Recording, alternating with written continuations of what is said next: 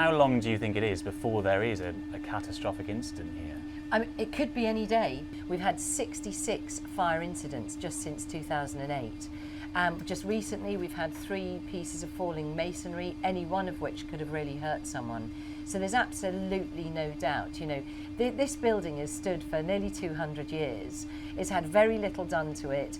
Understandably, politicians are very sensitive to the cost and so on. And as one of the senior engineers said to me, you would not come down here with a sledgehammer and just start knocking it about. You know, you do actually have to know exactly what you're doing before you start the work. I mean, I can see the complexity of the pipe work and the wires right next to the water pipes. It does seem like it's just a real jumble down here. I mean, it really is. And whilst huge efforts have been made to make sure that we know exactly what each of these wires are, the fact is that it's not completely known. A lot of the pipes are lagged in asbestos, and although efforts have been made to remove much of it, there's a limited amount you can do.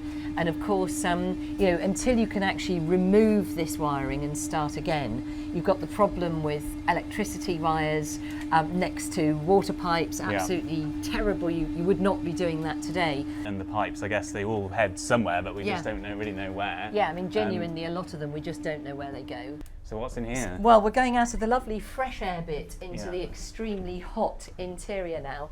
We're going to go in here and see what it's really like at the rough end. Oh, it's really warm in here. Boiling, isn't it? Absolutely boiling. And you see this wall here. Well, this is, the paint is supposed to hold the asbestos in. But it's peeling off. So exactly. So what's holding the asbestos in now? Well, it's a very good question. I mean, the whole place has been sprayed with asbestos, and that's one of the problems. And obviously you can't do very much with that until you get out of this building. But it is so boiling in here. It is absolutely boiling. It really is. And that's because of this steam boiler, which in its day was brilliant. It was designed to generate steam that would permeate throughout this, what was meant to be open basement, and then up through the hundreds of chimneys into the palace to warm it in the winter. So you had, in the summer, at both ends of the palace, you'd have these open doors to bring cool air in up through the chimneys, and then these steam generators to keep it warm in winter. But you can see what a state it's in now, and many of these pipes and cables are just going who knows where. And you can see leaking pipes and exactly. puddles down here. That's right. Yeah. And frequently, you know, you come down here, or the workforce come down here and find there's a burst pipe.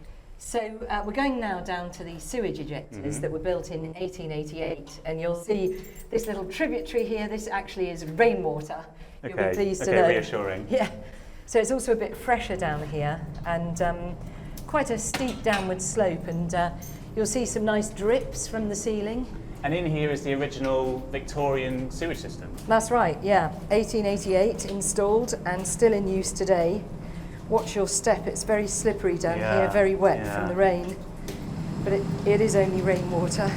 And when you do get burst pipes, which does happen, it is a frequent occurrence, and then the loos have to be shut and so on. So it really is an accident waiting to happen down here.